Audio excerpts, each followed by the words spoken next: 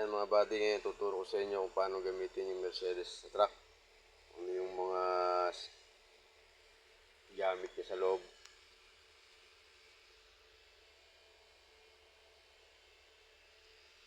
So, start natin. Pag start niya, yan, ilaw dyan yan. Yan, kailangan gagalaw muna lahat ng gauge bago mo siya i-start. Pag nakaano na yung mga gauge, pwede mo siya na-start yan.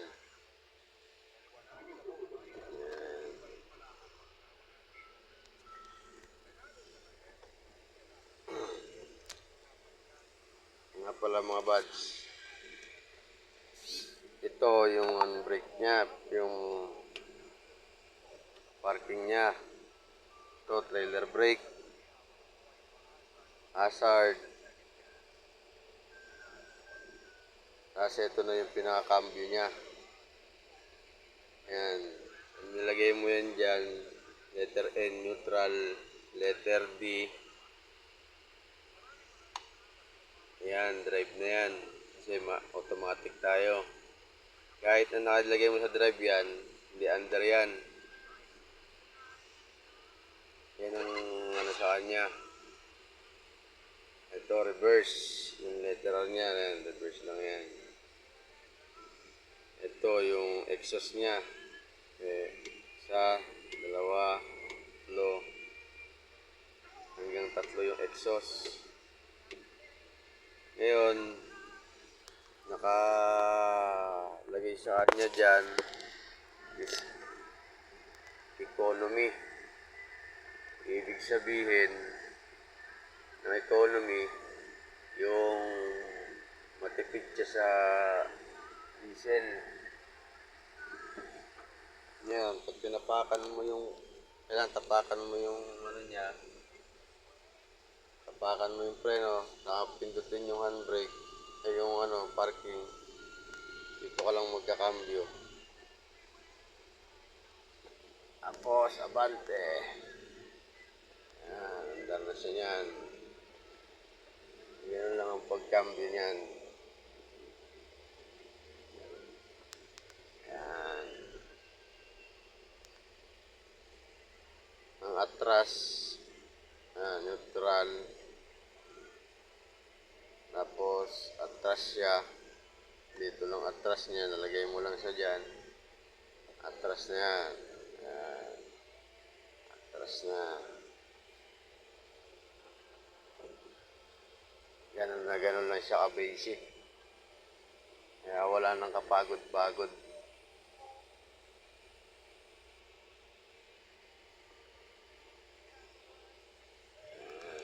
Siya, no? May buntot tayong trailer dyan. Nakasabit ang trailer natin. Ayan.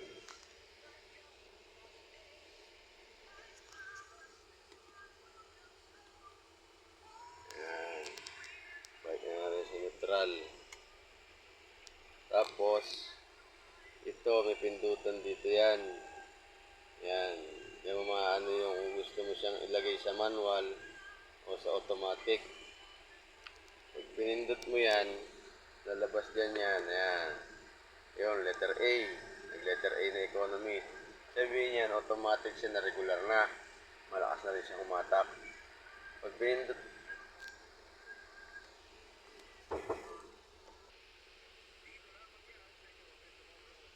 yan ha. Yan, manual.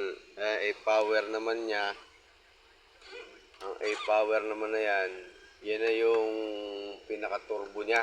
Magtuturbo yan. Na kahit na nakabalaho ka, kayang-kaya kang iyahon yan. Pag pinindot mo pa ulit ng isa yan, yan.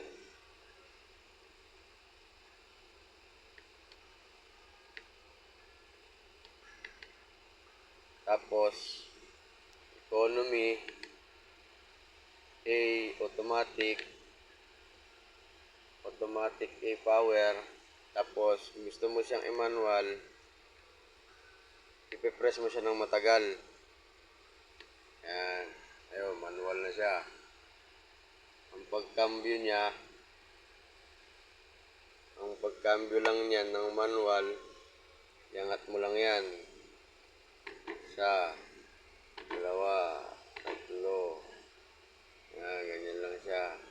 Kung magbabawas ka, yung mo na dyan, ayan, o. O, tulak mo lang siya pababa, nagbabawasan ng kusa yan. Ganun lang siya.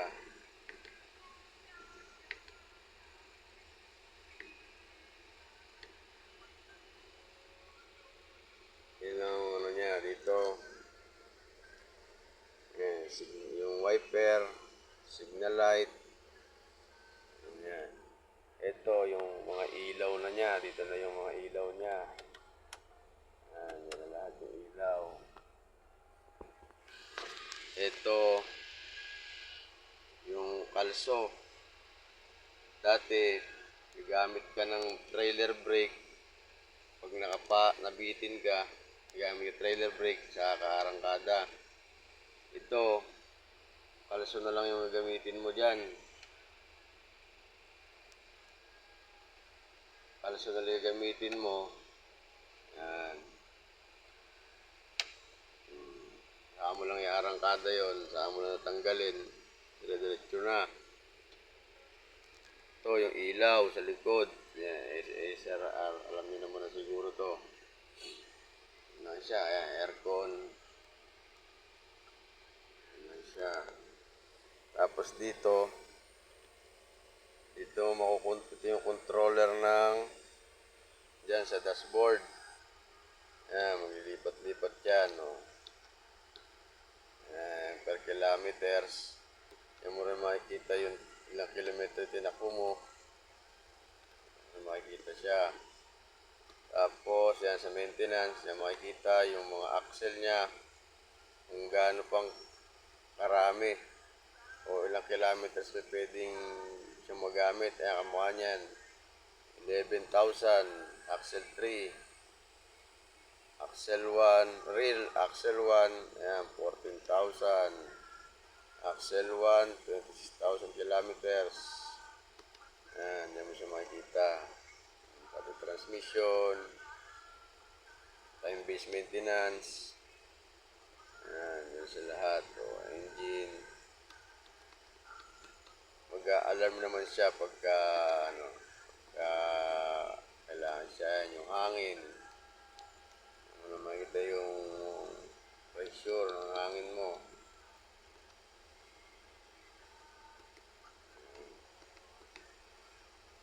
Lang, basic lang siya mga buds.